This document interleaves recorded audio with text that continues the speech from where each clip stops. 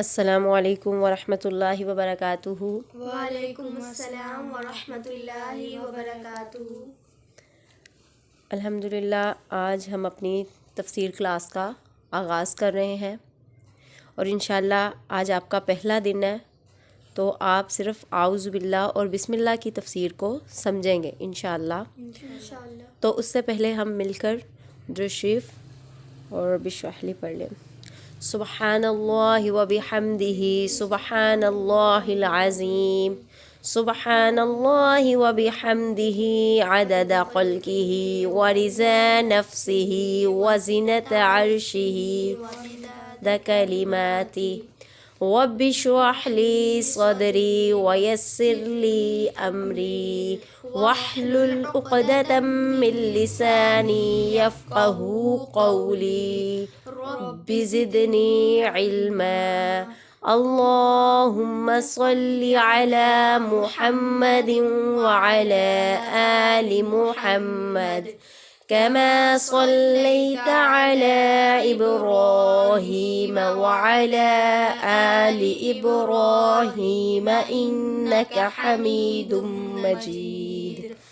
اللهم بارك على محمد وعلى آل محمد كما باركت على إبراهيم وعلى آل إبراهيم إنك حميد مجيد۔ أعوذ بالله من الشيطان الرجيم، بسم اللہ الرحمن الرحیم۔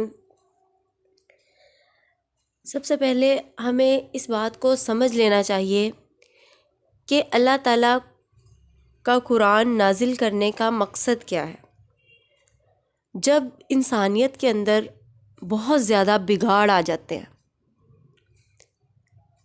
انسان اپنے درجے سے ہٹ جاتا ہے، اپنی فضیلت کو بھول کر اور حیوانگی پر جب اتر آتا ہے، تو پھر اللہ تعالیٰ انسانیت کو سیدھے رستے پر لانے کے لیے، انسانیت کو اس کی پہچان کروانے کے لیے، تو اللہ تعالیٰ اپنے نیک چنے ہوئے بندوں کا انتخاب کرتے ہیں، اور ان بندوں کو انبیاء کہتے ہیں۔ کیا کہتے ہیں؟ انبیاء کہتے ہیں۔ پھر اللہ تعالیٰ ان کو اپنا پیغام دیتے ہیں، کتابوں کی شکل میں، صحیفوں کی شکل میں، تاکہ وہ اللہ تعالیٰ کے پیغام کو، اس دعوت کو ساری انسانیت تک پہنچائے، اور وہ پیغام، وہ دعوت انسانیت کی ہدایت کا ذریعہ بنے۔ تو اسی طریقے سے جب ہمارے نبی کریم صلی اللہ علیہ وسلم کے آنے سے پہلے انسانیت میں بگاڑ آیا، قرآن نے اس کا اس طریقے سے ذکر کیا کہ وہ لوگ بالکل آگ کے گڑھے کے کنارے پر تھے، پھر اللہ تعالیٰ نے ان پر رحم کیا، کرم کیا، اور اپنے نبی حضرت محمد صلی اللہ علیہ وسلم کو ان میں بھیجا، اور پھر سب سے افضل چیز ان کو دی انسانیت کی ہدایت کے لیے، کیا؟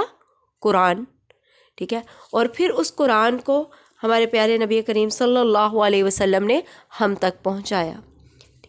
تو یہ قرآن نازل کرنے کا مقصد ہے، انسانیت کو راہ راست پر لانا، کفر اور شرک کو اور ہدایت کو واضح کرنا۔ قرآن کو فرقان بھی کہا جاتا ہے نا، فرق کرنے والی چیز، ٹھیک ہے، یعنی باطل میں اور حق میں فرق کرنے والی چیز۔ قرآن کے ذریعے سے ہمیں پتہ چلتا ہے نا کہ یہ چیز، یہ رستہ غلط ہے، یہ رستہ شیطان کا رستہ ہے، اور یہ رستہ رحمان کا رستہ ہے۔ قرآن پڑھ کر، اس کو سمجھ کر، اس کو جب ترجمے سے پڑھتے ہیں تو پھر ہی ہمیں پتہ چلتا ہے نا کہ یہ رستہ حق والا رستہ ہے اور یہ رستہ گمراہی والا رستہ ہے۔ تو اس کے ذریعے سے اللہ تعالیٰ نے ہمیں فرق سمجھایا، اور پھر انسانیت کو، جب انسانیت اس کو پڑھتی ہے، اس پر عمل کرتے ہیں، تو پھر وہ اسلام میں آہستہ آہستہ داخل ہوتے جاتے ہیں، اور اپنے جو ہے نا واپس اللہ تعالیٰ کی طرف رجوع کر لیتے ہیں اور اللہ سے جڑ جاتے ہیں کہ اللہ تعالیٰ انہیں ہدایت عطا کر دیتا ہے۔ صحیح معنوں میں اللہ تعالیٰ ہمیں بھی ہدایت عطا فرمائے۔ اب ہم اعوذ باللہ من الشیطان الرجیم کی تفسیر پڑھیں گے۔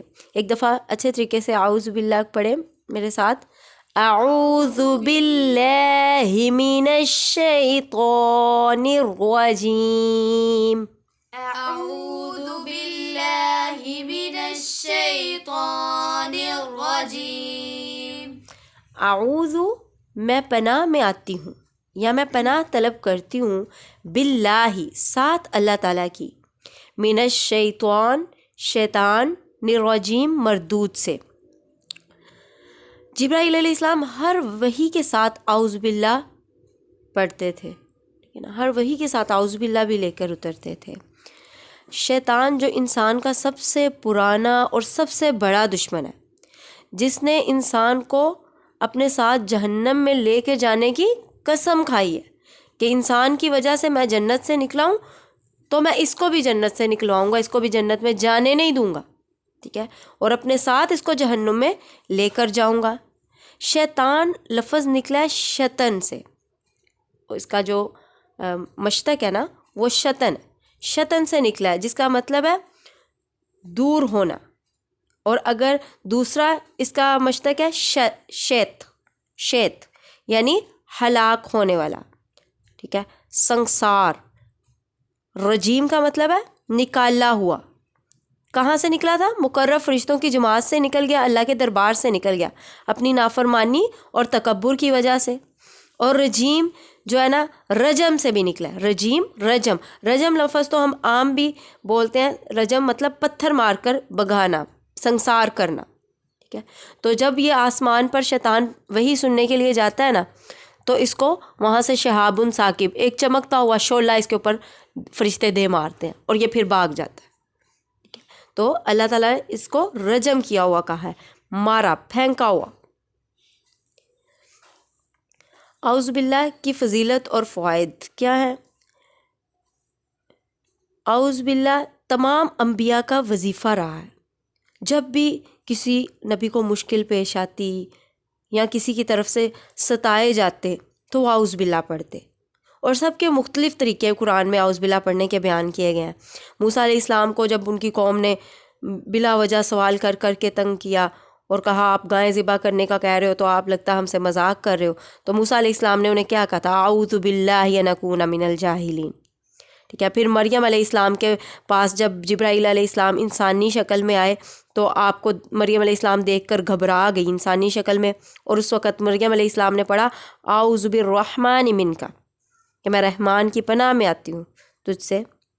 پھر ہمارے نبی کریم صلی اللہ علیہ وسلم قرآن میں کہیں فاستعذ باللہ پڑھا، کہیں قل اعوذ برب الناس، کہیں قل اعوذ برب الفلق پڑھا. پھر آپ اپنے نواسوں حضرت حسن و حسین رضی اللہ عنہم کو اعوذ بکلمات اللہ التامات من شر ما خلق پڑھ کر دم کرتے تھے اور اللہ کی پناہ میں دیتے تھے. پھر ایک اور دوسری دعا ہے اعوذ بکلمات اللہ من غضبہ وشر عبادہ ومن ہمزات الشیطان وان یحضرون. تو یہ دعا ایسی پیاری دعا ہے کہ اس سے انسان شیطان کے وسوسوں سے، بری وسوسے آنا اور موذی جانوروں سے اور بہت ساری بیماریوں سے محفوظ رہتا ہے. شیطان کے بہت سارے شر اس کی طرف سے جو پیدا ہوتے ہیں ان سے محفوظ رہتا ہے. اور ایک حدیث میں ہے کہ اگر کسی شخص کو اتنا غصہ آئے کہ اس کے منہ سے جھاگ نکلنے لگے اور وہ بے قابو ہو جائے تو اعوذ باللہ پڑھ لے، تو اس کا غصہ جاتا رہے گا اور اس کی حالت ٹھیک ہو جائے گی. یعنی پتہ چلا کہ غصے میں کیا کرنا چاہیے؟ اعوذ باللہ من الشیطان الرجیم پڑھنا چاہیے. یا پھر آپ کے دماغ میں وسوسے آئیں، جیسا کہ اب آپ قرآن پڑھ رہی ہو، شیطان کہے کہ نہیں چھوڑ دو، بس کرو، تھک گئی ہو، بس اتنا ہی کافی ہے، باقی کل پڑھ لوں گی، ٹھیک ہے، تو فوراً کیا پڑھو؟ اعوذ باللہ من الشیطان الرجیم. یا کوئی چیز بھول بھی جائے فوراً اعوذ باللہ من الشیطان الرجیم پڑھو تو انشاءاللہ وہ یاد آ جائے گی. بھلانا بھی شیطان چونک مارتا ہے، بھلا دیتا ہے، اچھی باتوں کو دماغ سے نکال دیتا ہے. تو اعوذ باللہ من الشیطان الرجیم پڑھو. برا خواب آئے، ٹھیک ہے، تو آپ اللہ کے نبی نے فرمایا کہ اعوذ باللہ من الشیطان الرجیم 3 دفعہ پڑھ کر بائیں طرف تھوک دو اور اپنی کروٹ بدل لو، تو انشاءاللہ اس کے کوئی برے اثرات جو ہے نا آپ پر نہیں ہوں گے، کیونکہ وہ شیطان کی طرف سے آپ نے اعوذ باللہ پڑھی، اللہ تعالیٰ کی پناہ میں آگے شیطان آپ سے دور ہو گیا. اور پھر جب کوئی بچہ پیدا ہوتا ہے نا تو شیطان پہلے ہی آ کے وہاں پر بیٹھا ہوتا ہے اور اس بچے کو ناخن چبوتا ہے. جب وہ بچہ پیدا ہوتا ہے دنیا میں آتا ہے تو اس بچے کو ناخن چبوتا ہے. پھر شیطان دوست کے روپ میں آتا ہے, اپنا بن کر دھوکہ دیتا ہے. سب سے پہلے اس بات کا یقین دلاتا ہے کہ میں تمہارا خیر خواہ ہوں, میں تمہارا خیر خواہ ہوں. حضرت آدم علیہ السلام کو بھی یہی کہہ کے دھوکہ دیا تھا نا آدم علیہ السلام کو شیطان نے, کہ میں تو آپ کا خیر خواہ ہوں. اور اگلی بات کہ شیطان کا وار ہمارے اوپر کب چلتا ہے. آدم اللہ کے بندے تھے, اللہ کے نبی تھے اور اللہ کا حکم ماننے والے تھے. آدم علیہ السلام, اللہ نے ان کو ایک درخت کے پاس جانے سے روکا تھا کہ آپ نے اس درخت کا پھل نہیں کھانا. تو شیطان نے آدم علیہ السلام کو کس چیز کے ذریعے بہکایا؟ خواہش کے ذریعے. یعنی کیا کرتا ہے شیطان؟ اس کا ایک ہتھیار کیا ہے کہ وہ دل میں خواہش پیدا کرتا ہے, اللہ کی نافرمانی والی خواہش, جس میں اللہ کی نافرمانی ہو رہی ہو. اور اگر تم جنت میں کس طریقے سے خواہش پیدا کی, کیا دھوکہ دیا کہ اگر تم جنت میں ہمیشہ رہنا چاہتے ہو نا اور ہمیشہ کی زندگی جنت میں جینا چاہتے ہو تو اس درخت کا پھل کھا لو. آدم علیہ السلام معصوم تھے, اس کے بہکاوے میں آ گئے. پھر اس کے بعد دوسرا اس کا ہتھیار کیا ہوتا ہے کہ وہ وسوسہ ڈالتا ہے. وسوسے کیسے ڈالے گا؟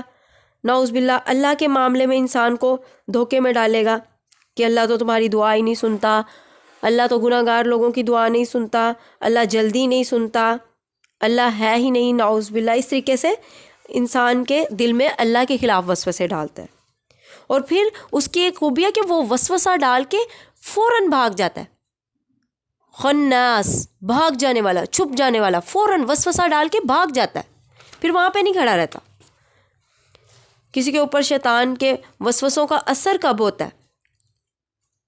بڑا اہم سوال ہے کہ شیطان کے وسوسوں کا اثر ہم پر کب ہوتا ہے اور کب زیادہ ہوتا ہے؟ جب انسان جو ہے نا اپنی زندگی گزارنے کا طریقہ گناہوں پر رکھتا ہے, نمازوں میں باقاعدگی نہیں کرتا, اذکار میں باقاعدگی نہیں کرتا, اپنی ذات کے بت میں جیتا ہے. جب اس کے اندر تکبر ہوتا ہے, میں بہت بڑی چیز ہوں, میں تو بہت نیک ہوں, میں تو اچھا ہوں, میں صحیح کر رہا ہوں جو بھی, تو اس وقت شیطان کے وسوسوں کا, اس کی چالوں کا اثر جلد انسان پر ہوتا ہے. ٹھیک ہے, وہ پھر انسان کو بہکاتا ہے. اگلا طریقہ بہکانے کا کیا ہے کہ جو لوگ ساتھ رہتے ہیں نا ان کے بارے میں وسوسے بدگمانیاں پیدا کرتا ہے. ٹھیک ہے, کہ یہ تو تمہارا دشمن ہے, یہ تمہارے ساتھ مخلص نہیں ہے, یہ تمہارا برا کرے گا. حتیٰ کہ ماں باپ کے خلاف بھی انسان کو شیطان بہکاتا ہے. اور پھر دوسرے رشتے داروں کے بارے میں, میاں بیوی کو ایک دوسرے کے بارے میں, سکے بچوں کو اپنے ماں باپ کے بارے میں, ماں باپ کو بچوں کے بارے میں. اور پھر جو بچے اکثر ڈر جاتے ہیں, روتے ہیں, پیٹ میں درد ہے, تو اکثر شیطانی اثر ہوتا ہے. اور دوسری بات کہ وہ اپنے ارادوں میں بہت مضبوط ہے, جلدی ہمت نہیں ہارتا.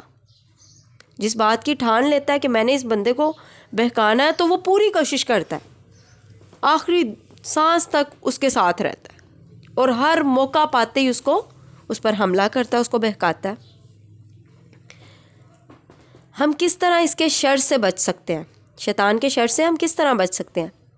اللہ کے نام اس کو اچھے نہیں لگتے, وہ بھاگ جاتا ہے اللہ کا نام سن کے. جیسے اذان سن کے شیطان بھاگ جاتا ہے, پھر جیسے ہی اذان ختم ہوتی ہے تو فوراً آ کے پھر آپ کے پاس بیٹھ جاتا ہے اور آپ کو بہکانا شروع کر دیتا ہے. تو اللہ کا نام کثرت سے لیا کرو. جو بندہ ہر وقت اللہ کی ذکر سے اپنی زبان کو تر رکھتا ہے نا, تو شیطان اس پر جلدی اس کے حملے اثر نہیں کرتے. ٹھیک ہے, جیسے الحمدللہ, لا حول ولا قوت, استغفر اللہ پڑھا کریں. جب اذان ہو تو خاموشی سے اذان کو سنیں اور پھر اس کا جواب دیں, ساتھ ساتھ وہ لفظ دہرائیں. پھر اس کے بعد جب اذان پوری ہو جائے اس کا جواب دے کر درود شریف پڑھیں. شیطان بھاگتا ہے. پھر جو آوازیں شیطان کو پسند ہے, آپ کو پتہ ہے شیطان کو کون سی آوازیں پسند ہیں؟ میوزک کی, گانوں کی, ڈھول باجوں کی, چگلیوں والی آوازیں, غیبت والی آوازیں, یہ آوازیں بہت پسند ہیں شیطان کو. تو ان سے بچیں. بچ نہیں سکتے تو کم از کم اس کو کم کریں اور اپنی عادت بنائیں کہ ہم نے اس سے دور رہنا ہے, کیونکہ یہ بھی جو ہے نا شیطان کا ایک ہتھیار ہے انسان کو بہکانے کے لیے۔ اور جب دل میں یہ خیال پیدا ہو کہ میں چلو میوزک سن لوں، یا کسی کی چلو غیبت ہو رہی ہے چلو ساتھ بیٹھ جاؤں، تو فوراً اپنے آپ کو یاد کروائیں کہ وہ سمیع علیم جو مجھے بھی سن رہا ہے وہ میرے ساتھ ہے۔ اپنا محاسبہ کریں کہ ہم شیطان کو خوش کر رہے ہیں یا رحمان کو۔ جب میں کھانا کھانے سے پہلے بسم اللہ نہیں پڑھ رہی تو شیطان خوش ہوتا ہے اور آپ کے ساتھ کھانے میں شامل ہو جاتا ہے۔ اور پھر جب آپ گھر سے باہر نکلتے وقت بسم اللہ نہیں پڑھ رہی تو آپ کے ساتھ شیطان ہے، اور شیطان آپ کو اتنا ڈراتا ہے جتنا آپ اس سے ڈرتے ہو۔ اگر انسان اللہ سے ڈرتا ہے تو شیطان اللہ کے جو خاص بندے ہیں انہیں ڈرا نہیں سکتا۔ حضرت عمر فاروق رضی اللہ تعالیٰ عنہ کے بارے میں کہ شیطان ان کا رستہ چھوڑ دیتا تھا، ان کا ایمان اور تقوی اتنا مضبوط تھا، وہ ہر وقت اللہ کا ذکر کرنے والوں میں سے تھے، عدل و انصاف کرنے والوں میں سے تھے۔ اب بسم اللہ الرحمن الرحیم، بسمی بازر بھی جو ہے ساتھ، اس نشانی کو بھی کہتے ہیں، جیسے ہمارا نام ہماری نشانی ہے۔ بسمی کا لفظ جس سے پہلی وحی نازل ہوئی، اور جب بسم اللہ الرحمن الرحیم نہیں اتری تھی تو اس وقت بسمک اللہ لکھا جاتا تھا یا پڑھا جاتا تھا، تلاوت شروع کرنے سے پہلے یا کوئی خط وغیرہ لکھنے سے پہلے بسمک اللہ پڑھتے تھے۔ اور اقرا بسمی کا پہلی وحی بھی بسم اللہ سے اس طریقے سے نازل ہوئی۔ اور اللہ لفظ اپنے اندر ایک سمندر ہے، اس میں خوف بھی ہے، امید بھی ہے، رحمت بھی ہے۔ رحمان اللہ کا ٹھاٹھے مارتا ہوا سمندر، رحمت الہی جوش میں، اور رحیم دائمی مسلسل رحم فرمانے والا۔ جب ہم ہر کام سے پہلے اللہ کا نام لیتے ہیں تو اس میں رحمت اور برکت اور اللہ کی مدد شامل ہو جاتی ہے، وہ کام ہمارے لیے آسان ہو جاتا ہے۔ آپ بسم اللہ توکلت علی اللہ گھر سے پڑھ کر نکل رہی ہیں تو اللہ تعالیٰ آپ کی حفاظت کے لیے فرشتے مقرر کر دیتے ہیں، اور ہر کام میں جس کام میں اللہ تعالیٰ شامل ہو جائے وہ کام آسان بھی ہوگا، برکت بھی ہوگی، اور اس میں اللہ کی مدد بھی شامل ہوگی۔ جیسے کھانا کھانے سے پہلے بسم اللہ پڑھیں گی تو آپ کے کھانوں میں برکت ہوگی۔ اسی طریقے سے بسم اللہ سونے سے پہلے اللہ تعالیٰ نے جو مسنون اذکار اپنے نبی کے ذریعے سکھائے ہیں تو ان کو اپنے جو ہے نا معمول میں لے کر آئے۔ اور سورۃ توبہ کے علاوہ ساری صورتوں کے شروع میں بسم اللہ الرحمن نازل ہوئی، اور بسم اللہ الرحمن الرحیم سورۃ نمل کی ایک پوری آیت ہے۔ اور بسم اللہ کے بارے میں ایک حدیث ہے کہ حضرت خالد بن ولید رضی اللہ تعالیٰ عنہ سے کسی نے کہا کہ اگر تم یہ زہر پی لو گے تو میں اسلام قبول کر لوں گا، تو حضرت خالد بن ولید رضی اللہ تعالیٰ عنہ نے بسم اللہ پڑھ کر زہر پی لیا،